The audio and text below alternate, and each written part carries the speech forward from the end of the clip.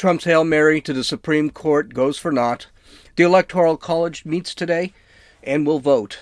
The vaccine is being handed out starting today, but some of the decisions on who gets them is a little strange. And also, let's talk a little bit about the whole anti-vaxxer thing, because I've got some interest. I got into a nice little debate with Josie the other night. And California continues to run the race for the stupidest state in the union. This is Gene, and you're listening to Dumbasses Talking Politics. Hey, this is Gene. Welcome back to Dumbasses Talking Politics. Well, it looks like this whole thing is going to end today. Essentially, let's go over what's happened. On December 8th, the Texas Attorney General filed a lawsuit against the battleground states. Essentially, the argument was that these states changed their laws through the courts and through non-elected politicians to affect the elections during this election. That includes mail-in voting, ballot harvesting, things like that. A lot of these states didn't have any of that stuff. I thought it was actually a pretty decent argument. They basically, the Texas Attorney General blamed the COVID-19 pandemic, which is what these states were using to change these laws in the last minute. So essentially, they violated the law. And the election got swung because of the violation of the law.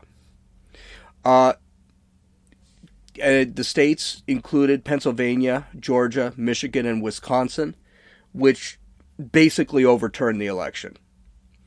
Now, this was a Hail Mary. There's no question. This was very unlikely to pass. Even Ben Sasse, who's not a big fan of the president's, called it a PR stunt. But 100 GOP, about 127, I believe, GOP members actually joined in the filing. They supported the filing. And 17 states joined in to the lawsuit. Those states included Alabama, Arkansas, Florida, Indiana, Kansas, Louisiana, Mississippi, Montana, Nebraska, North Dakota, Oklahoma, South Carolina, South Dakota, Tennessee, Utah, West Virginia, and eventually Missouri. Well, here's the problem with the lawsuit, and I had to listen to a lot. I thought it was a very clever defense, but here's the problem with the lawsuit. The big problem with the lawsuit is one state is basically going against the laws of another state, and it's actually not up to the states to go back and determine something's wrong in that state. So, for example, Texas can't point to Pennsylvania and say voters in Pennsylvania were disenfranchised because of bad balloting, because of bad election changes. The idea is that if someone was going to sue to go to the Supreme Court, it would actually have to be through Pennsylvania's voters. So a Pennsylvania voter who was disenfranchised would actually have to go in and sue.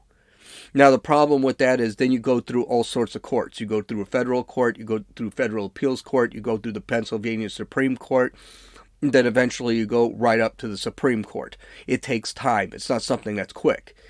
Texas was basically, because this is an interstate conflict, Texas was trying to force this argument in front of the Supreme Court directly.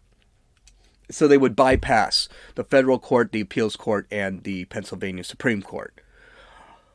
This is kind of a hard sell, and I didn't realize this, but this is kind of a hard sell because it's basically one state is trying to perform some sort of jurisprudence against the victims of another state. It's kind of like if somebody hits my dad and he dies, or hits my best friend and he dies, and then I sue the driver of the car that hits him, I can't do that. That's illegal.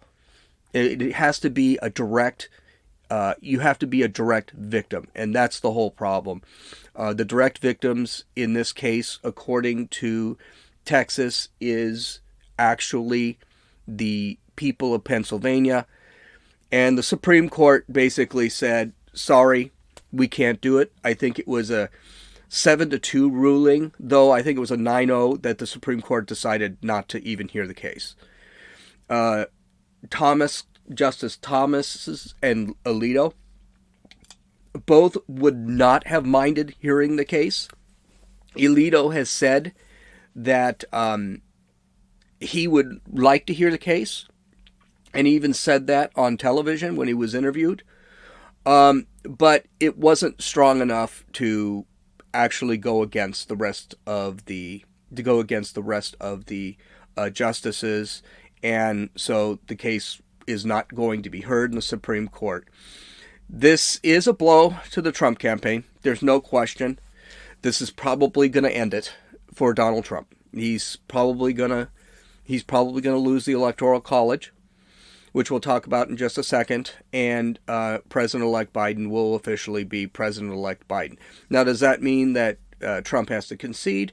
No, it doesn't mean Trump has to concede, but he is running out of, and he's going to continue to do the legal thing, and he can. There's nothing wrong with that. As contrary to what the media is saying, that it's a conspiracy and that it's treasonous and all. It's not. He can go all the way up till January 19th and do it. And with Trump's actions in the last 2 weeks, 3 weeks, you can tell he's already beginning to tie up some loose ends because he will transition out of office if he has to. And that's what it's going to come down to. He was asked this weekend if he was going to attend Joe Biden's inauguration. And he didn't say something which I was a little surprised. Instead of saying, well, Biden's not getting inaugurated, it's not over yet, he said, I don't know if I'm going to attend inauguration or not. He goes, I don't know. So Trump is, unlike what the media says, Trump is beginning to accept that he's really running out of options here. Now, the Electoral College starts today, Monday. And it's they are currently getting together by state. By tonight, they will vote, and for all intents and purposes, it's probably going to be about a 302 to 220 vote for Joe Biden. But this is what's going to end up happening, in case you don't know much about the Electoral College. And I had to look some of this stuff up, so I don't know that much. I know how it works, but it's going to work a little bit differently now than it does normally, because normally the Electoral College actually all meet up in Washington, D.C., and they actually all discuss it. Usually it's a big party. But the electors from each state will get together. They're currently doing that now, and they're going to vote their electors based on the popular vote of the state. In most states, the winner will get all of the electors. Now, several states do have a split vote. That would be like Nebraska and Maine. And essentially what happens is they will split their electors up based on the percentages of the vote. So it's in certain states, Nebraska and Maine, you're actually going to see some votes go to Biden. Well, depending on it. In this case, most votes in Nebraska are going to go to Biden, while a couple of votes will go to Biden, and the reverse will be true in Maine, because actually Biden won Maine. 17 states do have something called a faithless voter. This is an interesting thing, because this was something that was really pushed in 2016, that they were hoping that a lot of electors, the left was hoping that a lot of electors would just go become faithless voters and then vote for Hillary Clinton, even though that state voted for Donald Trump. Faithless electors are people that just vote for a different candidate. Now, in most states, there is a penalty for a faithless voter, and it basically means you just lost your electoral power. You're actually suspended from being an elector, and you can never be an elector again. Some states, they don't care. Okay, you want to vote for Trump, that's fine. But for the most part, faithless electors are looked down upon. But each state has their own laws when it comes to faithless electors. Trump vows that he's going to continue on, even if he loses the Electoral College. Unfortunately, I don't think that means much. He can keep doing what he wants. Once the electors vote, it's going to be very hard to have anything actually get through the courts. Most courts are just going to say, hey, courts really don't want to touch this stuff if they can avoid it. And if you remember in 2000 during the Gore-Bush fight, it was over one state and it was over 100 and some odd votes. So it went to it was a contested election, but it wasn't as huge as this. Trump hasn't proven that he can overturn this election by doing whatever, counting votes, finding fraudulent ballots. Now, does that mean it wasn't a fraudulent election? Absolutely not. It was definitely, there was a lot of fraud in this election. There was a lot of weird stuff happening in this election. No question. The problem is you have to overturn 20, 30, 40,000 votes in order to switch that election. And that's very difficult to do. Very difficult to do. You have to, basically, they have to prove that the problems that we have with our voting procedures in these specific states is systemic and not, individual issues. Because systemic is the only way, systemic corruption in the voting systems in these states are really the only way that you can get a vote overturned. And that's going to be very difficult to do. And it's a lot of the problems with the Texas lawsuit is that in Texas lawsuit, one of the questions the Supreme Court members asked, and this is a good question, if you saw systemic voter fraud or voter irregularities in these states, what took so long to actually sue? And that's a pretty good question, and the Supreme Court was very strong on it. So, and Trump's basically lost, he's 1 for 48 in his legal arguments. He's only had one victory. It was a small victory. It was eventually overturned. So nothing really looks like it's going to come out of this. So, again, if the Electoral College pushes down, yeah, you're probably not going to have a lot of wins here. So chances are Joe Biden is going to become president. Now, there's a lot of news this weekend that happened. There's no way I'm getting through it all. I've already got tomorrow's podcast set up because there's just so much going on with China, with Hunter Biden. But the other big news is that today, Monday, the first vaccines have been distributed within the United States and actually been given to frontline workers. So that is awesome. On Friday, the FDA approved Pfizer's COVID-19 vaccine through the emergency authorization that Donald Trump actually approved. And it was sent out over the weekend. California, basically, a lot of frontline workers are going to end up with this vaccine first. Each state is actually going to distribute the vaccine differently. Today, in New York, the first person, a nurse, actually got the vaccine. It was recorded. This is a big victory for Donald Trump. And this is going to be something huge that Joe Biden is going to get credit for and going to get the benefits of. Even though Joe Biden shouldn't get credit for any of this, he had nothing to do with it. In fact, not only did he have nothing to do with it, between him and his vice president, Kamala Harris, they basically downplayed the actual vaccine. So these guys, I know the media, I know everyone's going to give credit, especially in March of next year when when we've got herd immunity because we've got enough vaccines out. But yeah, he doesn't get any credit. This is all a Donald Trump thing. Now, with that being said, let's bring up this debate that always seems to be going on. Should we take the vaccine? I was talking to Josie, my fiance, who works for a clinic as a medical assistant, so she's actually right in the middle of this mess. Needless to say, she really questions whether or not the vaccine is something that's necessary for her. It could end up being a requirement where she works. As a matter of fact, in California, the first phase of the vaccine implementation is frontline medical workers. Now, that doesn't mean she's going to get one next week or this week. It's probably hospitals, critical care units, intensive care units, and things like this. But we did have a nice long talk about it on Saturday night. Here's what we came up with. There is a risk versus reward deal. Is the virus more dangerous than taking the vaccine? I don't think so. I wouldn't take the vaccine not because I'm anti-vaccination. I've had my polio shots. I've had my measles shots.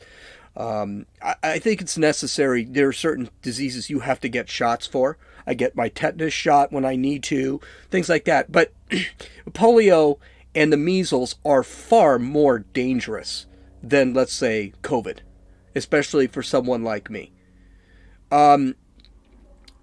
I have a 99.95% chance of survival, or let's just say a 99.8% chance of survival if I actually get it. Anyone young, I'm 52, anyone younger than me actually has a way higher percentage. There have been less than 25 children under the age of 14 that have died of this thing. The question is it worth putting something into my body compared to just catching the disease? And in this case, I don't think COVID-19 or the China virus or Wuhan flu, whatever you want to talk about it, is dangerous enough for me just to catch it than it would be sticking something in my body. Now, understand something. I'm not one who likes medications at all. I don't like vaccines. I don't like medication. I have to have one hell of a headache before I'll actually take aspirin. I just don't care for anything that I don't know that's being stuck in my body.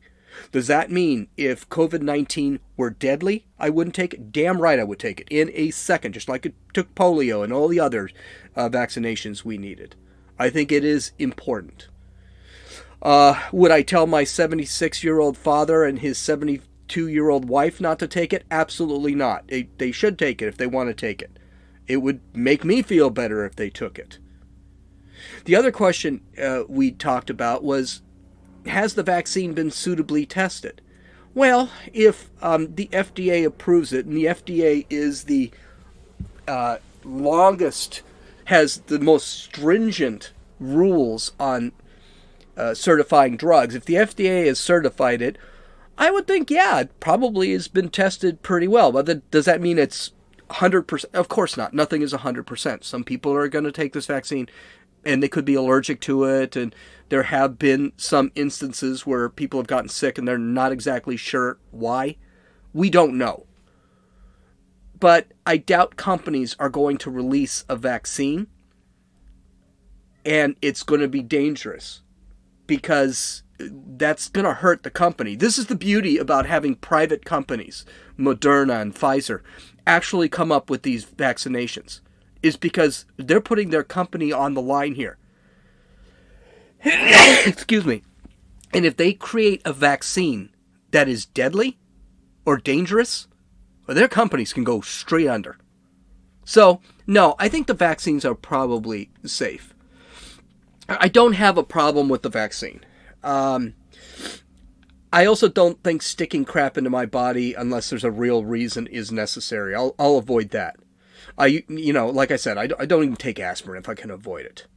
If my job required me to take a flu shot every year, my job does require me to take a flu shot every year.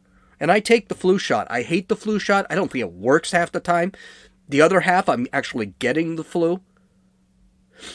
I think there's some questions about whether or not this vaccine is going to work depending on the coronavirus itself, because this coronavirus has been known to mutate. So and next year it could actually mutate again. We just don't know. But considering it's I have more of a risk dying driving someplace than actually dying of COVID, I just don't see the reason. Again, those with pre-existing conditions, those who are older, they should take the vaccine. I just don't see a problem with it. We should take the vaccine as much as possible. It'll at 70%. If the 70% of the population is immune to the disease, then we have herd immunity, and we're not really going to have to worry about this too much. But we are in the first year of this virus. We still don't know what's going to happen to this virus next year. It could be just like the flu, where it starts changing every time and it starts mutating. And this COVID-19 may be around in 2021, but we may not know. But it has changed, and it's suddenly... I mean, right now, there are technically, my understanding, I don't quote me on this, but I believe there are like 3 different versions of COVID-19. There's the China version, there's a European version. I believe the United States has its own version of so it's been mutating. So, but don't be shocked if COVID-19 pops again next year and we take these vaccines and whatever. So we'll have to see. But it is a great thing that we have these vaccines. I don't see how we can keep ourselves closed anymore within the next couple of months. It's probably going to be enough that we can start opening the economy again if the Democrats let us. If they follow the science, if they follow the statistics, we'll have to see what's going to end up happening. Now, one of the most annoying things in the world is how the media will, A, never give Donald Trump any credit for this, and B, they have been fighting this vaccine from day one. The media had been saying that the vaccine could never be produced by the end of the year, and now we're a month before the end of the year and the vaccine's being given. The media made complete asses out of themselves in just about every way. So NBC actually fact-checked the president when he said earlier this year that the coronavirus vaccine will be out before the end of the year. They said, quote, fact check, coronavirus vaccine could come up this year, Trump says. Experts say he needs a miracle to be right. Well, I guess Trump is a miracle worker. Here's the whole thing. This is why these guys don't get it. Everyone acts like Trump went into the basement and made this thing. He grabbed his little chemistry set and created this vaccine that he said, okay, now we got it, blah, blah. This was done by the private sector. The private sector, Pfizer, Moderna, these are individual companies that, when motivated by profit or by wanting a cure, but it is mostly by profit, they will come up with things. The private sector will always succeed when a goal is placed in front of them. And this is a great thing. You know, the NBC can sit back and say that, you know, it wasn't... they can't just sit back and say, well, we were able to... private sector was able... They can't give the private sector any credit. They cannot give President Trump any credit or the Trump administration any credit for removing the regulations that prevented the virus from being created. They cannot give any type of credit where credit is due. This is the problem with the communist news media. The communist news media has basically made it out that, oh, well, the private sector sucks, conservative and conservatives suck, Trump sucks, removal of regulation and small government sucks. This is all what exactly happened that got this thing created. NPR did the same thing, and NPR just drives me crazy because this is National Public Radio. Our tax dollars are actually paying for this crap. For this crap. NPR said, contradicting the CDC, NPR said that Trump is contradicting the CDC by saying that COVID vaccine could be ready by 2020. And then another NPR article featured a transcript on one of its programs knocking Trump for suggesting that the vaccine would be ready by the end of the year. They quoted somebody named CDC Director Robert Redfield before the Senate panel that month, in which he said the vaccine would not be ready until the summer of 2021. So, and CNBC said something else again. President Trump says COVID-19 vaccine will be coming by the end of the year, despite contrary evidence. They said this after Trump said in September or October that it would be ready. And I got news for you. President Trump's the president of the United States. He probably very well knew it. But you notice something. Who are these people actually commenting on?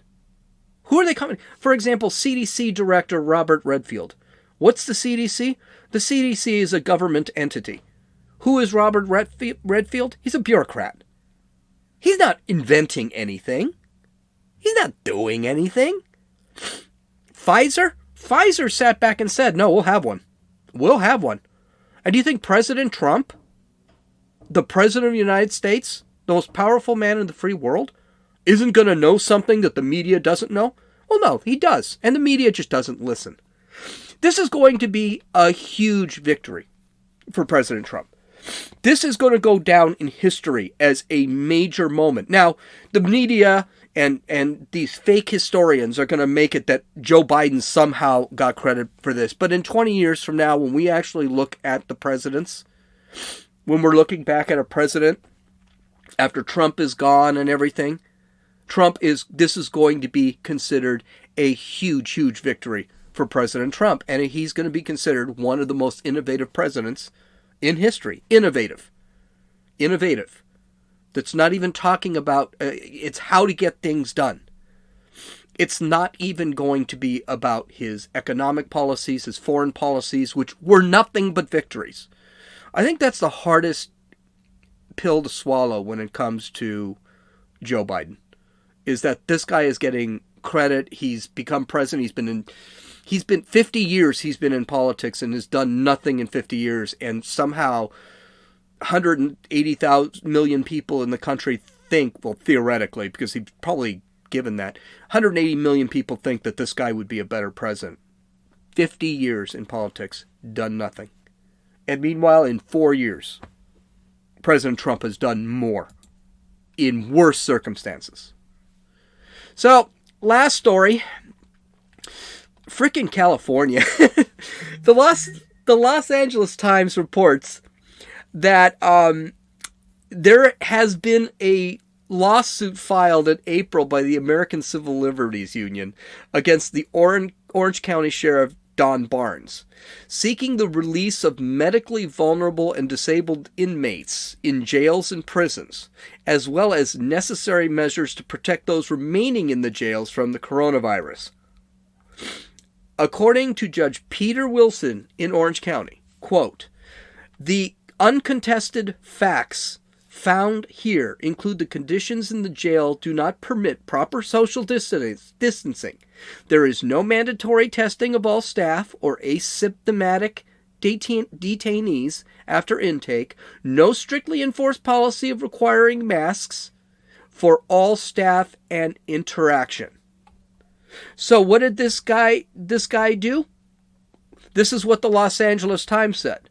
The judge ordered Barnes to reduce the population of all congregated living areas by 50%, including all dormitory and barrack-style housing and multi-person cells. He also instructed Barnes to provide a release plan by December 31st that lists all medically vulnerable inmates and to identify the measures to protect all people in the category who won't be released or transferred from jail. He ordered Barnes to maintain the reductions until the current COVID-19 emergency is declared terminated, and to impose a strict policy for all staff members to wear face masks anytime they are within 6 feet. What a crock of shit. Basically, what this judge is saying to the Orange County Sheriff is that he needs to start releasing inmates, especially those that are susceptible to COVID-19. Sheriff Don Barnes basically sounds like he just can't even believe the ruling. If the order stands, it will result in the release of more than 1,800 inmates. Many of these inmates are in pretrial status for or have been convicted of violent crimes and will be released back into the community. This order puts our community at substantial risk and does not take into account the impact on the victims and the victims of these crimes. This is absolutely correct. This is craziness that this guy just did. Think about it. What is happening in Los Angeles last week? The new DA, who's a flat out communist. He is a flat out communist in the new DA in Los Angeles. He's a Soros guy. He's actually funded by George Soros. I love having a DA that is funded by some guy who's in another country. That's great. And who is a communist, who hates our Constitution, hates our way of life. He made legal driving without a driver's license. He made legal prostitution, trespassing, assault, including assaults on a police officer. I mean, there are some things you can't stick a police officer in the chest with a knife, but assault a police officer is not even a crime in Los Angeles anymore. San Francisco, we already know breaking into a car is not illegal. You can sleep on somebody's property if you're homeless. They're doing the same thing. They're doing the same thing in Washington State, in Portland. It's no longer illegal to commit crimes. And what about the victims? Hey, here's a newsflash. You're in jail not because you're being rehabilitated. You're in jail for punishment because you did something wrong. And I don't understand the concept of someone has committed a violent crime and then is released. In New York, if you actually can go to jail for leaving your business opened. But if you decide to commit a crime, like let's say entering the subway without paying, or even assault, you can be let go.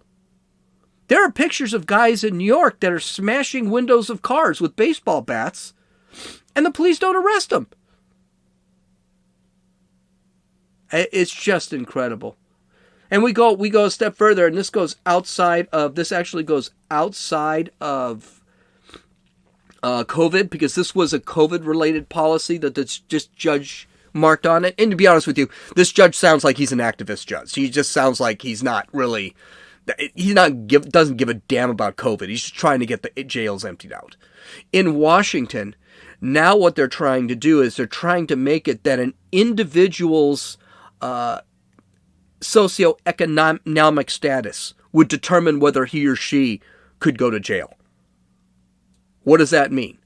Well, if I'm poor and I steal, I can sit back and say I stole because I needed to sell this thing so that I could get money for bread. It's the old Alexandria Ocasio-Cortez way of justice. Of course, businesses up in Washington are saying, well, wait a minute. If someone is shoplifting, someone's stealing, I'm still out that stuff. How is that not illegal? But they don't want to hear it. So the city council voted on that, and they approved it. Now it's going to the governor to sign, or the mayor. I'm not sure if it's a city or a state law. But, I mean, this is insane. This is absolutely insane. I wanted to talk about all this stuff because we can see the COVID-19 virus really hurt the country, and I don't mean because 300,000 people are dead. The COVID-19 virus has the China virus, the Wuhan flu, whatever you want to call it. It's damaged us in a way that we have changed our way of being, and we have allowed now dictators to determine what they're going to do and what they're not going to do. Like Gavin Newsom, Gretchen Whitmer, Andrew Cuomo, Bill de Blasio, Lori Lightfoot, Tom Wheeler. All these people are little dictators. And they want things remaining closed. You can tell. One of the things I thought was, after this COVID-19, after Joe Biden got elected president, I thought, okay, well, it's over. COVID-19 will be over. No, it's not over. They're still shutting things down. Bill Gates, this weekend, sat there and said, I don't think we're going to be able to fully reopen till 2022. The frick is he talking about? Bill Gates is worth $120 billion. That's big frickin' talk from him to say that, oh, we've got to be closed for another 2 years. Of course Bill Gates doesn't care if the world is shut down, because it's not his business that's being affected. It's absolute insanity, and all these leftist states seem to be celebrating this. You know, Florida's open. Texas is open. They're not closed. Disney World in Florida is open. And people are not getting infected at high rates. Meanwhile, in Democratic states like New York, New Jersey, Massachusetts, Michigan, California, Washington, Oregon, these countries who have been on a constant state of closure keep having these spikes. Why is that happening? Because closing business, shutting down economies does not fix a damn thing. The WHO and the CDC have both said there is no evidence that shutting things down fixes anything. And what's the proof? The increase in COVID cases in New York. Now, mind you, the death is actually down. But the increase in COVID cases in California, the increase in COVID cases in Michigan. If you look at those states, they're spiking again. Florida is not. Alabama is not. North Dakota, South Dakota are not. Texas is not. They've got a little wave, but they are not spiking like New York is. New York has the same spike now than it did back in April. What did Andrew Cuomo fix for his state? What did Bill de Blasio fix in his state? Probably absolutely nothing. Okay. That's it. You can follow me on Twitter at RunninFool, RUNNINFEWL. You can follow me on Parler at Dumbasses Talking Politics. You can listen or download this podcast on Apple Podcasts, Podbean, Podcast Addict, Stitcher, and YouTube. Visit my website at www.dumbassestalkingpolitics.com to view my links, any videos or graphics that I might have, and any audios that I might actually have. This is Gene, and you've listened to Dumbasses Talking Politics.